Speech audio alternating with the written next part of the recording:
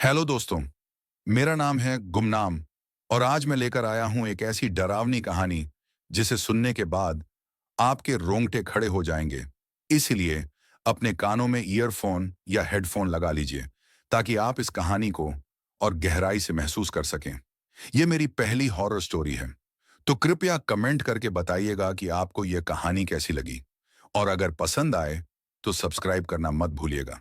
चंद्रपुर गांव की सीमा पर एक विशाल हवेली थी। लोग उसे शापित हवेली कहते थे। सालों से वहां कोई नहीं रहता था।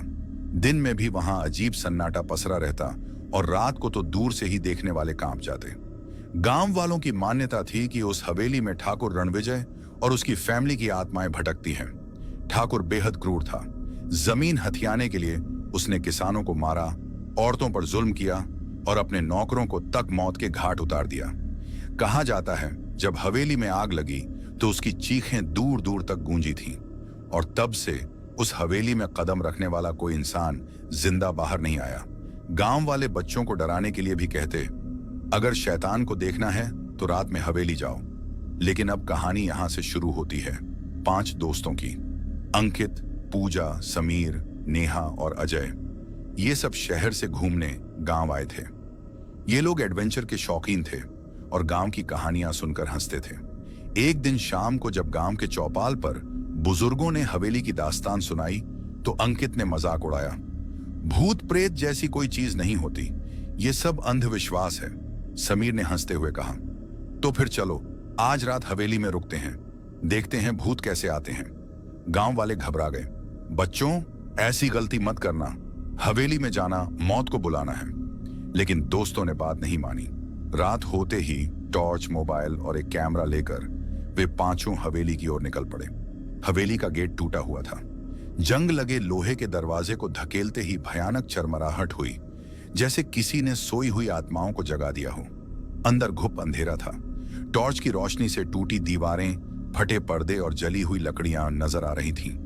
नेहा ने धीरे से कहा, मुझे अजीब लग रहा है, चलो वापस चलते हैं। अजय बोला, अब आया हैं तो पूरी रात यहीं बिताएंगे, डरने वालों को घर में रहना चाहिए। जैसे ही वे अंदर बढ़े, अचानक सीढ़ियों से किसी के दौड़ने की आवाज आई। सब डर गए। टॉर्च घुमाई लेकिन वहां कोई नहीं था। पूजा ने कांपती आवाज में कहा, ये हवा होगी, चलो ऊपर चलते हैं। ऊपर का हॉल बड़ा था।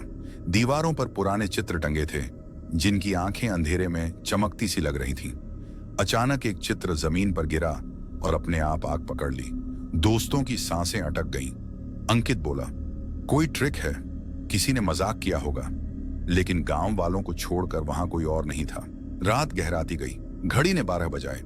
अचानक पूरे हॉल में ठंडी हवा का झोंका चला और सब दिए बत्तियां बुझ गईं। सिर्फ टॉर्च की हल्की रोशनी बची।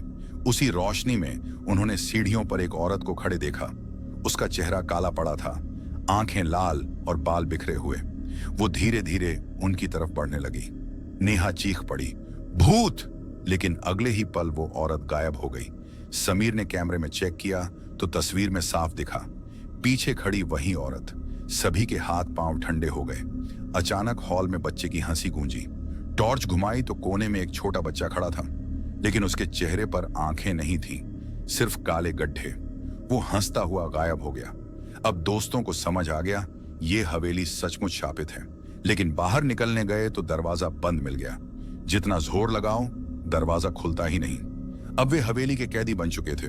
रात के आखिरी पहर दोस्तों ने हवेली की तिजोरी का दरवाजा खोला। अंदर पुराने कागज और एक डायरी मिली। डायरी ठाकुर रणविजय की थी। उसमें लिखा था, मैंने बहुत पाप किए हैं। जिन मासूमों का खून मैंने बहाया उनकी आत्माएं मुझे चैन से जीने नहीं देती। मौत भी मुझे आजाद नहीं करेगी। ये हवेली अब मेरी कब्र है। जो भी इसमें कदम रखेगा उसकी आत्मा भी यहां कैद हो जाएगी। डायरी पढ़ते ही चारों ओर चीखों की आवाजें भर गईं। दीवारों से खून बहने लगा। जली हुई परछाइयां कमरे में घूमने लगी। अजय भागकर दरवाजा तोड़ने लगा, लेकिन एक काली परछाई ने उसे पकड़ लिया और खींचकर अंधेरे में ले गई। उसकी चीखें गूंजती रहीं और फिर खामोशी। अब सिर्फ 4 दोस्त बचे थे।